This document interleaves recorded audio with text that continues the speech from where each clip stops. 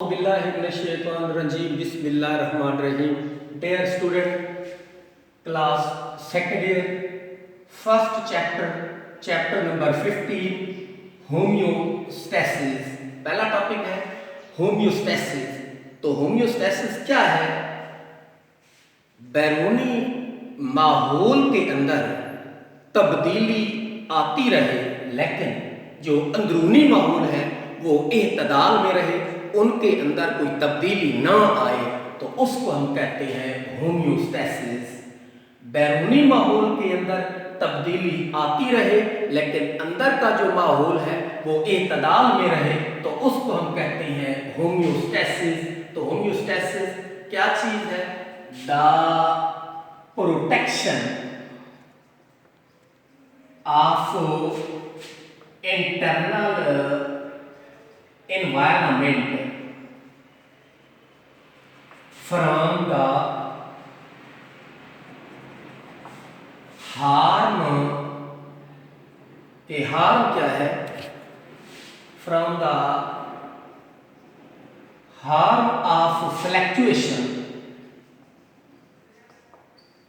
in external environment is called homeostasis.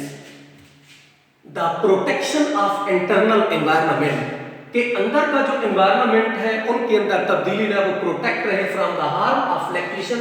fluctuation क्या है? उतार चढ़ाव of external environment is called homeostasis। तो वो जो है वो homeostasis कहलाती है। For example, जैसे हमारा बॉडी का जो टेम्परेचर है वो 37 डिग्री सेंटीग्रेड है। अब 37 डिग्री सेंटीग्रेड है, तो जब गर्मियां आती हैं बहुत ज़्यादा, जैसे अब जून जुलाई का मंथ होता है, तो उसके अंदर टेम्परेचर जो होता है वो ज़्यादा हो जाता है, जैसे जो है वो 50 पे चला जाता है, और सर्दी जब आती है तो माइनस पे टेम्परेचर चला जाता है। तब भी हमारा जो इंटरनल टेम्परेचर होता है वो 37 डिग्री सेंटीग्रेड पे ही रहता है, यानी उसके अंदर जो है वो तब्दीली नहीं आती है। तो इस वजह से हम कहते हैं कि बैरूनी माहौल के अंदर तब्दीली आती रहे, लेकिन जो अंदर का जो माहौल है वो एतदाल में रहे, उसके अंदर कोई तब्दीली ना आए, तो उसको हम कहते हैं होम्योस्टैसिस। तो इंपॉर्टेंस ऑफ होम्योस्टैसिस क्या है? तो many fluctuation are take place in external environment. External environment के अंदर तब्दीली आती रहेगी, बट द ऑर्गेनिज्म, लेकिन जो ऑर्गेनिज्म है वो रेजिस्ट करेगा, रिड्यूस करेगा इन अ इंटरनल एनवायरनमेंट। बैरूनी माहौल के अंदर तब्दीली आती रहेगी, चेंजेस आती रहेगी, लेकिन ऑर्गेनिज्म जो इंटरनल एनवायरनमेंट है वो उसके अंदर वो रेजिस्ट करेगा, तब्दीली मजम्मत करेगा। Each organism has a specific environment. Her organism का मखसूस एनवायरनमेंट होता है। जैसे हमने कहा कि हमारा जो टेम्परेचर है, एनवायरनमेंट है, वो 37 डिग्री सेंटीग्रेड है, तो हर ऑर्गेनिज्म का जो इंटरनल एनवायरनमेंट होगा, जो स्पेसिफिक एनवायरनमेंट होगा, हर ऑर्गेनिज्म का मखसूस ही होता है, वो उसी के अंदर जो है वो वर्क करता है। लेवल ऑफ ऑर्गेनाइजेशन, तो कहां कहां पे फ्लक्चुएशन हो सकती है ऑर्गेनिज्म के अंदर?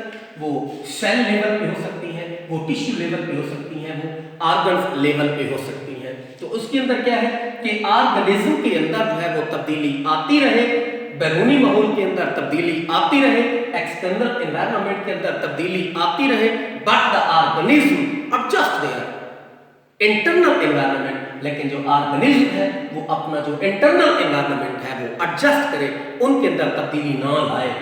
Narrow changes are take place, मामूली थोड़ी बहुत तब्दीली आती है, वो भी स्पेसिफिक वर्क करने के लिए, लेकिन जो मैक्सिमम जो एनवायरनमेंट होता है वो इंटरनल होता है, वो मखसूस ही रहता है हर ऑर्गेनिज्म के लिए।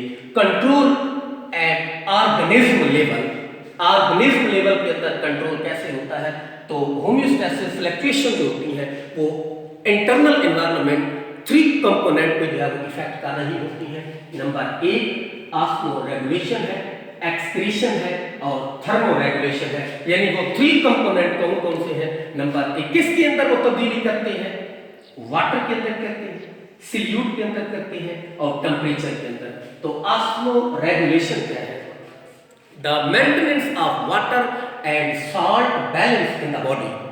The maintenance of water and salt balance in the body is called osmoregulation. Excretion, the elimination of nitrogenous waste from the body is called excretion. और thermoregulation क्या है? The tolerance of internal temperature, कि internal जो temperature है उसको tolerance किया जाए तो उसको हम कहते हैं थर्मोरेगुलेशन। तो ये जो है वो ऑस्मोरेगुलेशन वाटर की मिकदार को, ये एक्सक्रीशन जो है वो सल्यूट में, और थर्मोरेगुलेशन जो है वो टेम्परेचर जो है वो उसको फ्लक्चुएट होने से जो है वो बचाता है। तो ये है कंट्रोल एट ऑर्गेनिज्म लेवल, के ऑर्गेनिज्म लेवल पे जो है वो कंट्रोल कैसे होता है। Thank you. नेक्स्ट हम सेल लेवल